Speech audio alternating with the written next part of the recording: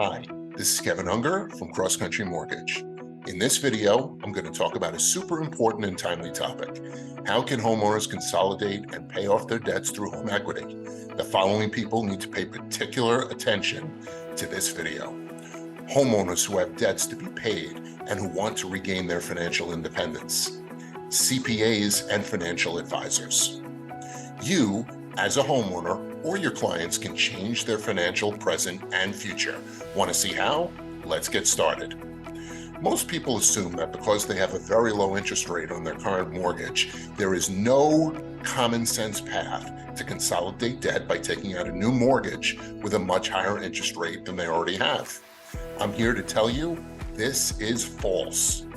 Even with a much higher interest rate than you currently have, you can pay off all your debts, improve cash flow, dramatically improve your credit scores, save a tremendous amount of money in the long run.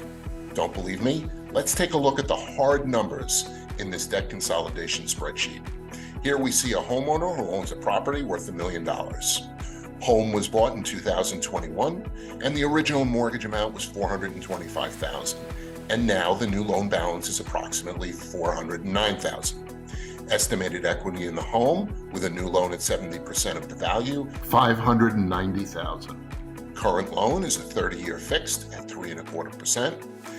Debts of $104,000 seen here: Visa, MasterCard, Discover, Macy's, and a car loan giving you total monthly minimum payments of just over $3,000.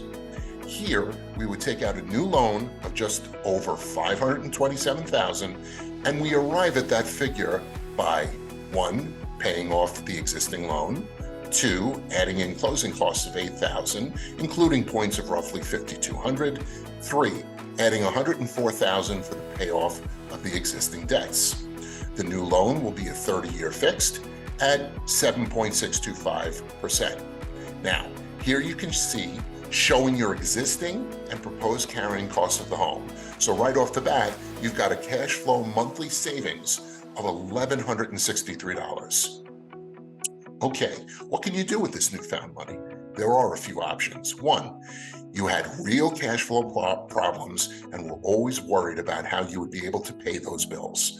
Pockets of money, so you have breathing room on a daily basis. 2, invest the money every month. The S&P's annual average return for the past 30 years is 7.9%. So if we use that as our guide, after 5 years, you will earn $16,243, which is about $3,250 per year. After 10 years, you will earn $74,625, or about $7,500 per year. Now let's take a look at the savings table where we can see the real tangible long-term savings. Here we see that we are taking that monthly savings of $1,163 and applying it every month to your new mortgage. In essence, you continue to make the same payments you were prior to the new loan. The term shows us that if you make those additional payments, you will practically cut this 30-year loan in half. The new loan will be paid in 15 years and 3 months. If you did nothing, you'd still owe over 28 years worth of payments. So in essence, you've saved just under 13 years of payments.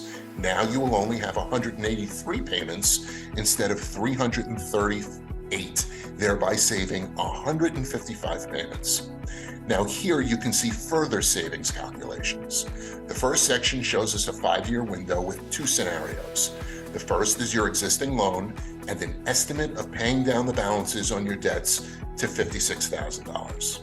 The second is the new loan with no debts and the new balance after the first 5 years. Even with a starting loan amount that's $116,000 higher, you are still ahead of the game by $2,839. Obviously, if the debts hadn't been paid down to $56,000, the savings would be greater. Let's take a look at the numbers after 10 years. Note that here, the unpaid debt balances are still at $56,000. In this case, the overall savings after 10 years is $110,342. And lastly, we see the calculations after the term of the new loan ends at 15 years and 3 months, with a total savings of $290,290.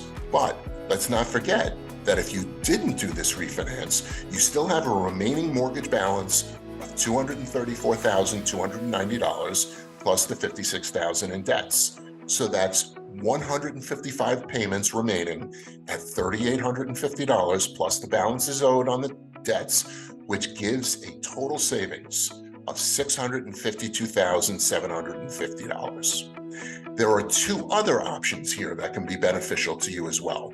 One, if rates come down, you can always refinance and save additional monies on a monthly basis.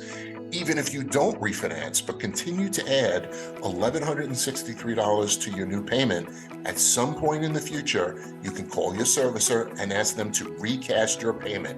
Most banks allow this with a fee and some paperwork. The recast allows you to adjust the monthly payment based on the rate and the new principal balance. So for example, taking the scenario that we discussed, after 5 years and a balance of $414,766, the recast would take the payment down to about $2,900, an additional savings of $800 per month. Don't want to add all $1,163 back into your payments? That's fine too. You choose the number. No matter what it is, the savings over time is significant.